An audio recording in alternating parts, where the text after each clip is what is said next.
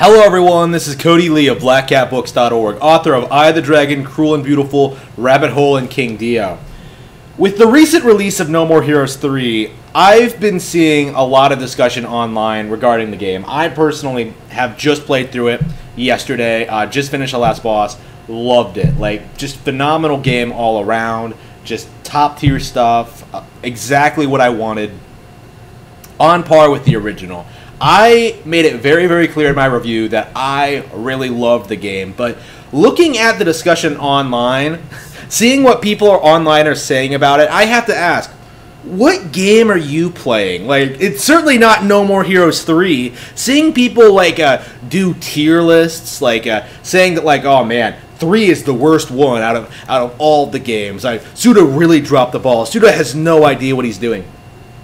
That's not the case at all. In fact, seeing these discussions, seeing the arguments that people are putting out, like, I'm inclined to think that the people who are really pushing against No More Heroes 3 are game journalists. The same people who are railing on legitimately good new Nintendo IP, stuff like ARM, stuff like, Samus Returns, Ever Oasis.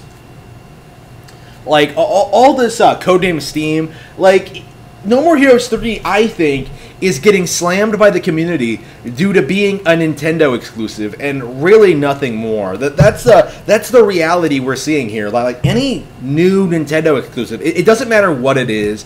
Like, it doesn't matter like what company develops it, like what the tone is, what they're trying to go for, what series it's from, how popular it is. Like, you're going to get a dedicated group of people online just attacking it relentlessly around, like, release window just because it's a new Nintendo exclusive. And in fact, we kind of saw this with last time with Travis Strikes Again, the last No More Heroes game. We saw a lot of people trying to come out and say that, like, oh, the writing isn't good, the game isn't fun to play, this isn't Suda at his best, this isn't No More Heroes 3. Whereas people like me, real fans, were, like, acknowledging this as, like, probably one of Suda's all-time best games, right? Travis Strikes Again was spectacular, right? In its presentation, and its style, and in its variety, and being able to do a lot more with the combat than that's ever been done before. Like, in a way, I think Travis Strikes Again was, like, super, super underappreciated, and people were able to, like, were sort of able to push that through to the mainstream. We're able to convince the public that the game was bad because of the camera angle. That was all I heard back when Travis Strikes Again first came out, is, oh man, if only this game was in third person, then it would be great. It was a joke. Calling you out now, Nitro Rad. You're not a real Suda fan. Stop being such a poser. But with No More Heroes 3, we're seeing the same people who insisted that Travis Strikes Again was a bad game try to also say that No More Heroes 3 is also a bad game, in spite of fixing a lot of the problems the series has had up to this point, particularly with the combat and general gameplay loop.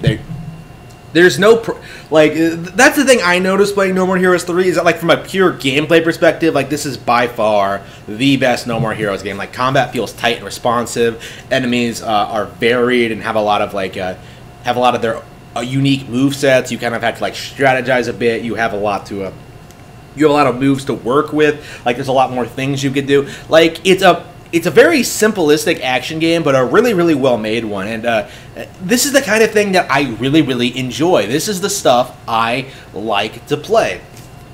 Suda knows that, and has managed to deliver, has managed to, like, considerably improve the general gameplay of No More Heroes as the games have gone on. Like, in fact, I would say, like, the original is probably my favorite, actually. Despite being my favorite game in the series still, probably does have the worst general gameplay loop. You get conned out of one of the bosses. You have the mini games are boring. Like, the level designs aren't great, but it manages to tie that all together so well that you don't really mind too much. No More Heroes 3 is the same way. In fact, like, I would say No More Heroes 3 out of all of them is the most similar to the original when it comes to, like, its storyline and how it presents itself and its themes. Well, the themes themselves are different, but, like, just going from, like, just seeing how the game just radically shifts in tone all throughout. it reminds me a lot of the original. It's impeccably well made, and the impression I get when I see criticisms online, from game journals to YouTube, to niche gamers, to people on 4chan, B-board, the impression I get every single time is that these people didn't even play the game. For example, last night, I think immediately after I finished the game, I went on 4chan and I scrolled through. I scrolled through people discussing the game, and people were talking about Takeshi Miike, right? How could you not talk about Miike? Miike must be I think it's going to be a meme among the No More Heroes 3 community going forward because of how much they bring him up in this. But Miike was brought up a lot, and people were discussing this, and people were discussing why Travis was so obsessed with Miike. And then you had someone ask, why the fuck are they bringing up Miike so much? And then someone responded saying that oh, he showed up in No More Heroes 2. And then you had a couple of people responding to that, saying, oh yeah, that makes sense. Miike shows up in No More Heroes 3 as well, in a major prominent cutscene near the end, right? Where Travis is that's fucking Miike, right? Obviously, anyone who actually played the game will tell you that Miike appears again in No More Heroes 3. So, what that means, clearly, is that those people trying to shit on the game for the most asinine of reasons had no idea what they were talking about, right? When I see people criticizing the plot, in particular, that's the impression I get. People who don't understand Suda's style, and honestly, I have a hard time believing anyone who loved the original game would not just be all over what happened in No More Heroes 3. I think No More Heroes 3 was better. Had a better ending than No More Heroes 1. A better true ending. With a better final boss, a better setup. Instead of just fighting Henry, who is, let's face it, kind of a boring final boss in 1. But no, you're seeing people try to say oh man, Suda's aping off the MCU. He's just parodying it with no substance, which doesn't even make a whole lot of sense to me. How exactly is this MCU-ish? Right? It's a bit too high quality for that. I don't know.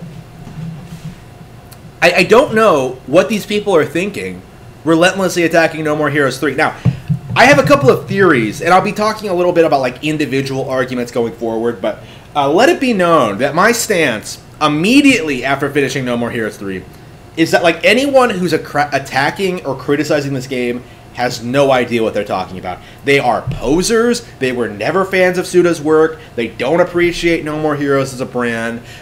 They were never going to enjoy the game anyway. Right now, you just have a bunch of salty pretendos attacking the new hot Nintendo exclusive, and they will go to any lengths to convince you not to buy it.